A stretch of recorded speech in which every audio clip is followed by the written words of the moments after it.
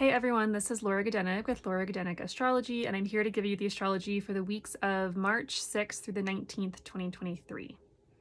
So the next 2 weeks are really, really big weeks. We have Saturn moving into the sign of Pisces.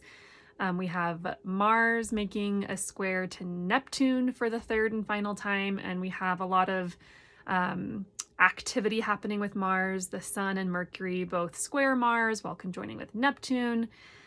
Venus moves into Taurus, so there's a lot going on astrologically. Before I get into the details, I just want to remind you to like and subscribe to this channel. It really helps for the channel to grow. And if you feel like it, leave a comment so I can know how the astrology is showing up for you.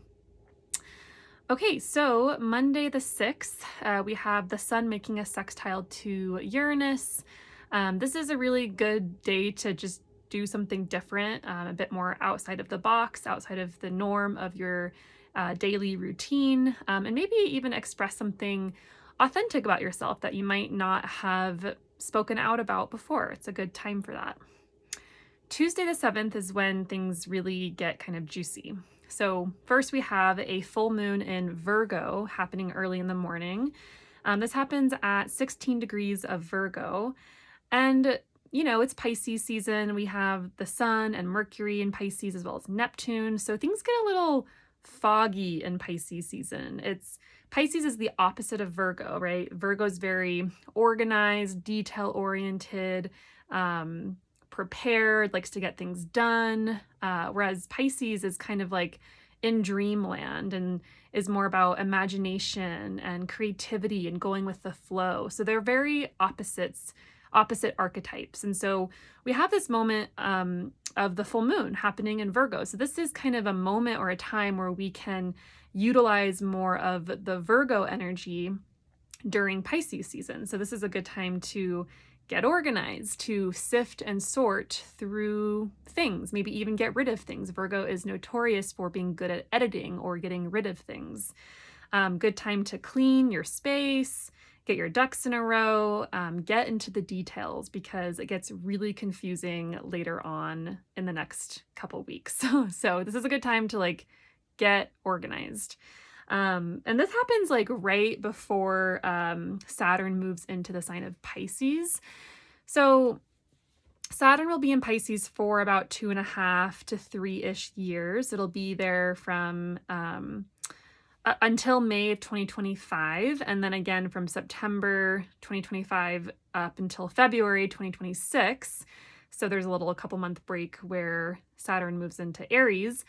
So Saturn will be here for about 2.5 to 3 years overall. And so this is going to start a new cycle for a lot of people who have their natal Saturn in the sign of Pisces.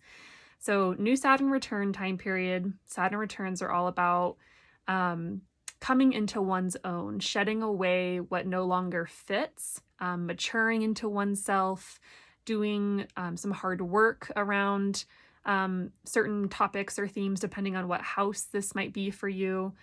Saturn is a planet about tests and trials, boundaries, structure, hard work, what our limitations are, or the limitations we come up against.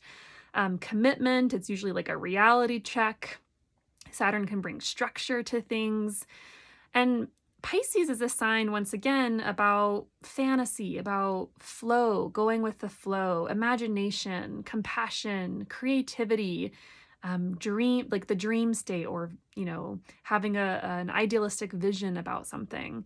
So during Saturn's time in Pisces, this is a really good time to bring structure and organization and reality to one's dreams, to one's creative endeavors, or to the imagination. I think it was Lord of the Rings was written, I can't remember what year exactly, but that's a great like mythological work of art that was written while Saturn was in Pisces. So a lot of good can come out of Saturn in Pisces. It can really bring, once again, structure to the imaginal realm or to a creative project. It could feel like, you know, like a stark reality hitting one's dreams or ideals. So It could feel kind of depressive, perhaps, during parts of this transit. But once again, it's really a time to make those dreams and ideals into a reality, giving them form, giving them structure, going through the rules, or, checking off the boxes. This might be a time also where you experience tests or limits to your compassion, to your ability to be compassionate. And once again, this, Saturn in Pisces is going to impact whatever house that you have, where you have Pisces on the cusp. So this is going to bring responsibility to that house. It's going to bring maybe a sense of heaviness or restriction. It might even show us our limits. It might bring some obstacles where we have to either say, okay, I can't do that. That's my limit, or where we have to persevere to overcome those obstacles. So there's a lot here with Saturn moving into Pisces. It's interesting that there's a full moon happening in Virgo, like right before Saturn moves into Pisces. So I wonder if there might be, whatever house that has Virgo on the cusp, there might be an element of difficulty or a difficult conversation or something to work through. I'm not quite sure, but just keeping that in mind. Okay, and then Saturday the 11th, Venus makes a sextile to Mars, Mercury makes a sextile to Uranus, and Jupiter conjoins with Chiron. So Venus sextiling Mars, this feels very playful, very flirty, kind of out for fun.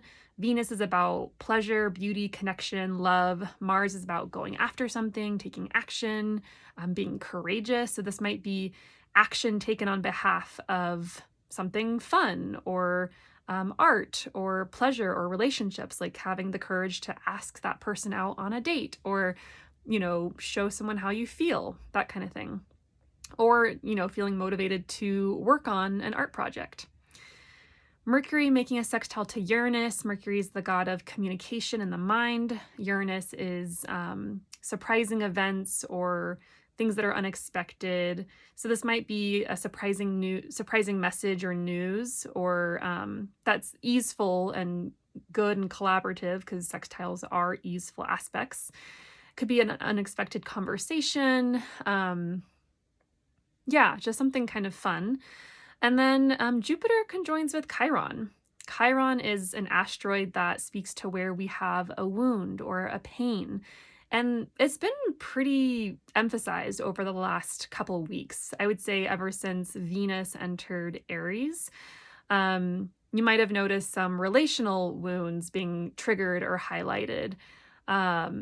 Venus in Aries, Venus kind of struggles in the sign of Aries. That's because Venus is a planet that wants connection and unity and everyone to get along, whereas Aries is a sign about going one's own way, being independent, cutting away from the group.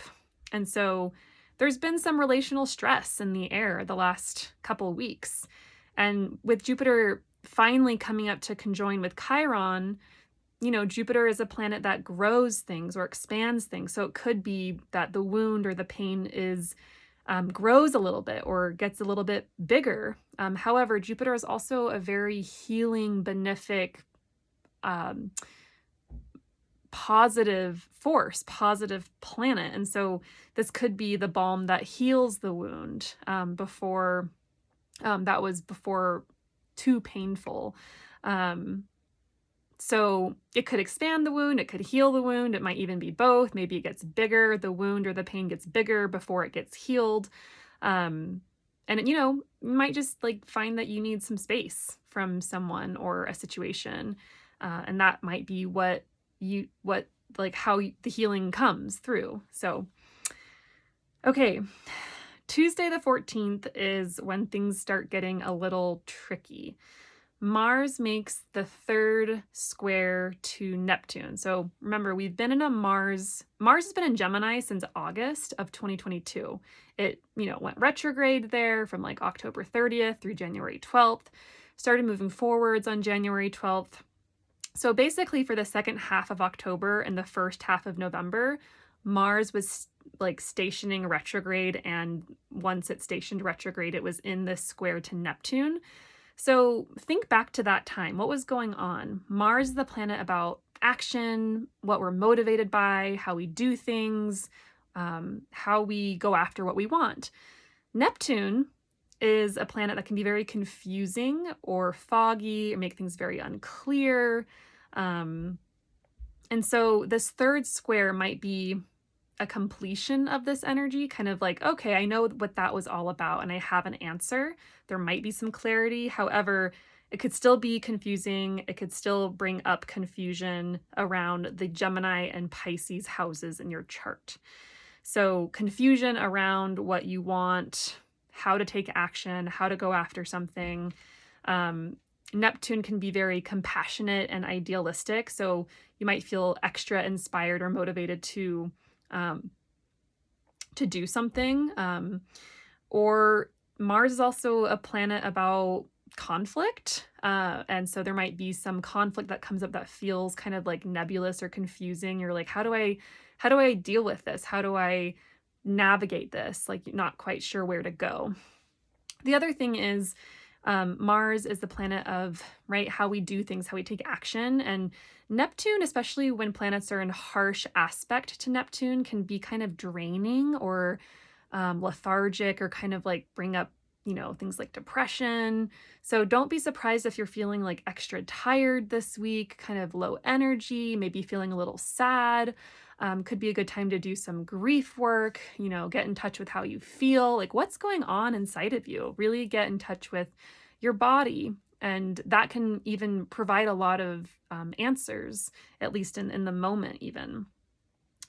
So that's kind of the start of when things start getting kind of tricky. So Tuesday the 14th, Mars makes that square to Neptune. On Wednesday the 15th, the Sun makes a conjunction with Neptune. So that once again, Neptune is a planet about dreams, ideals, compassion, escapism, even. So this might be a week or a day where you feel very, once again, tired, kind of out of it. Maybe you have a need to escape into a Netflix show or a fantasy book or something like that. You might feel kind of sad. It could also, like, on the best case scenario, be a creative time period, maybe more easily getting into like a flow state. But I just want to, it just feels like it feels like it could be like confusing conflict, because as the Sun conjoins with Neptune, the Sun is making that square to Mars that Mars just made to Neptune. So this feels kind of like some conflict perhaps coming up, but like not really knowing where to aim, like not really knowing what's going on or having all the information. So, and that kind of continues into Thursday the 16th, because then Mercury comes up and conjoins with Neptune and squares Mars. Mercury, once again, planet of the mind, of communications.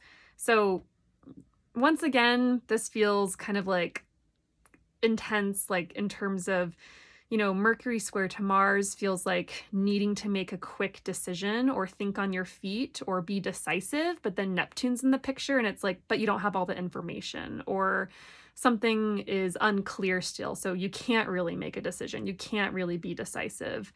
You might have to have a hard talk with someone, or some conflict comes up, but it's like you can't work it out then because they're being avoidant, perhaps they need space, maybe they're not sure how they feel, so it feels kind of like unclear how to work something out.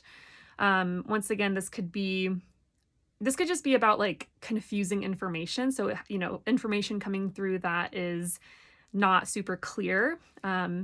This is very much so kind of like a Mercury retrograde feeling, so be mindful of miscommunications, mess ups, even like accidents. Mercury does rule over kind of like short distance travel, and Mars is a planet about accidents. So, be extra careful on this day with driving around town.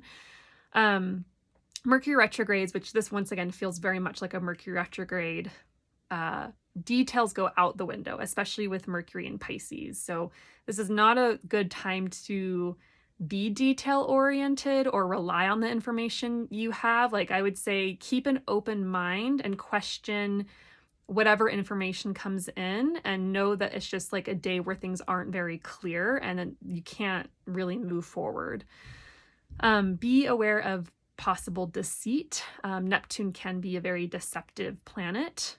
Be careful of your words, what you say to other people, of things you sign, contracts. Like, I wouldn't really do that. Like, don't sign anything, don't make big decisions on this day.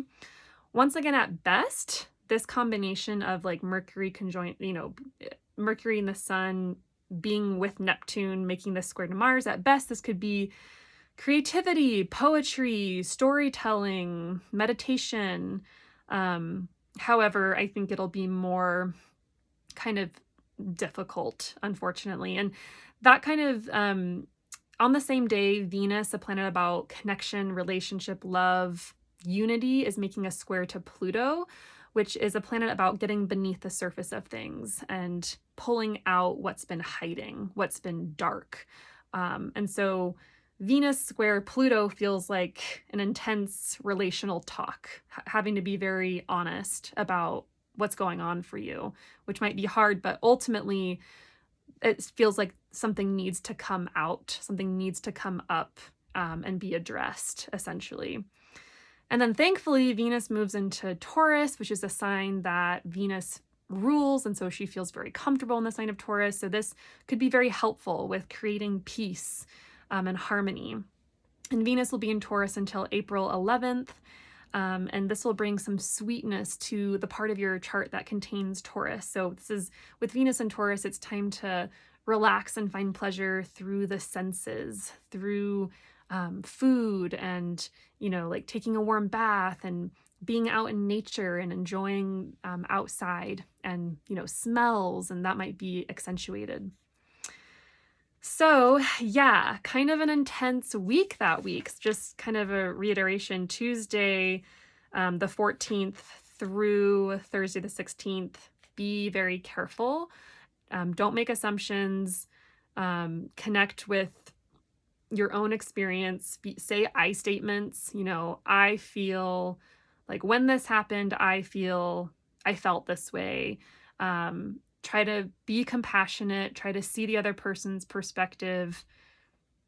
Just tread very carefully. Maybe even like get some communication tools like nonviolent communication. There's a book called Nonviolent Communication, and also like several YouTube videos, and that could be really helpful to navigate whatever comes up. Okay, Friday the 17th, Mercury conjoins the Sun in Pisces. So whenever Mercury and the Sun come together, there's usually an insight or new awareness into something that we couldn't see before. And I'm thinking this is going to bring some insight or new awareness from the last couple days. Like whatever mess just happened, this is going to help bring some clarity. Or information that was perhaps before lost or not said, or for whatever reason not available. This might bring that information so that you can take the next step forward. You can know what's going on. And then Venus thankfully makes a sextile to Saturn. So this really stabilizes relationships. This might be about a new agreement or a commitment made. Good time to work on a project, a creative project, or practice something, like practice a skill that is creative or fun or pleasurable for you. So things start getting a little better once Friday the 17th comes. And then Saturday the 18th, Mercury sextiles Pluto. Once again, this is helpful. This is about providing deep insights, connective conversations that are still about telling the truth about what's been going on for you, but the sextile, which it's an aspect that creates ease and is supportive, and so it should be helpful. Really good day for journaling, digging into your own psyche, your own subconscious, and once again, some insights might come from that, especially since Mercury just conjoined the Sun the day before, right? And then Mercury heads into Aries on on Saturday the 18th as well. So this is a sign that's very much about speaking your truth, saying what comes to mind, um, having courage with your words.